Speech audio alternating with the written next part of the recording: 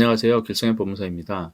채무자가 법무사나 변호사 사무실에 개인 파산 사건을 의뢰할 때 꼭 말하고 상담을 받아야 하는 것이 있습니다.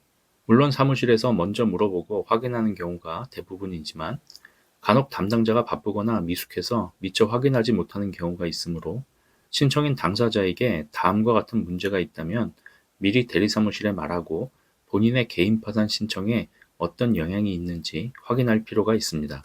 첫 번째는 이사하면서 보증금의 변동이 있는 경우, 특히 보증금이 줄어든 경우 그 남은 보증금을 어떻게 처리했는지 대리사무실에 말해주어야 합니다. 또 자영업을 하다가 폐업한 경우에도 마찬가지로 임차 보증금을 어떻게 처리했는지 말해주어야 합니다.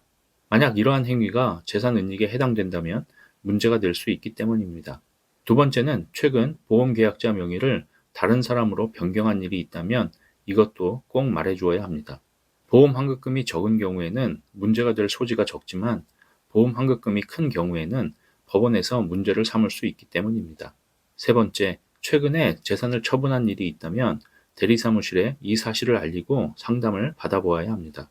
특히 재산을 처분하고 받은 돈의 사용처가 중요합니다. 생활비나 사업자금으로 사용한 것이 분명하게 소명된다면 문제가 없겠지만 사용처가 불분명하다면 재산은닉으로 볼 여지가 있기 때문입니다. 네 번째, 최근 자신의 지인에 대한 채무를 갚아준 일이 있다면 상담을 꼭 받아보아야 합니다. 일반인들은 재산을 빼돌린 것도 아니고 당연히 갚아야 할 채무를 갚은 것이므로 아무 문제도 아니라고 생각하는 것이 보통입니다.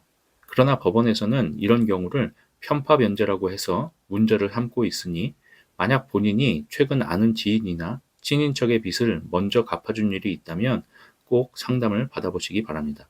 마지막으로 최근 이혼이나 상속을 받은 일이 있다면 상담을 받아보아야 합니다. 이혼하는 것은 개인의 가정사로서 아무 문제도 아니지만 만약 부부간에 재산을 분할하였고 배우자에게 더 많은 몫이 돌아갔다면 이것은 재산을 빼달린 것으로 볼 여지가 있기 때문입니다. 상속을 받은 경우에도 마찬가지입니다. 상속을 포기한 경우는 문제가 없으나 상속 재산을 협의 분할하여 자신의 몫보다 적게 상속받은 경우에는 문제가 될 수 있습니다. 이상으로 개인 파산 상담 시 꼭 말해야 하는 5가지 내용에 대해 말씀드렸습니다. 문제를 모르고 있다가 갑자기 당하면 더 당황할 수밖에 없습니다. 개인 파산에서 어떤 것들이 문제가 될 수 있는지 미리 상담을 통해 점검하신다면 크게 당황하게 되는 일 없이 면책까지 순조롭게 마칠 수 있을 것입니다. 오늘의 영상이 도움이 되셨다면 좋아요, 구독 부탁드립니다. 감사합니다.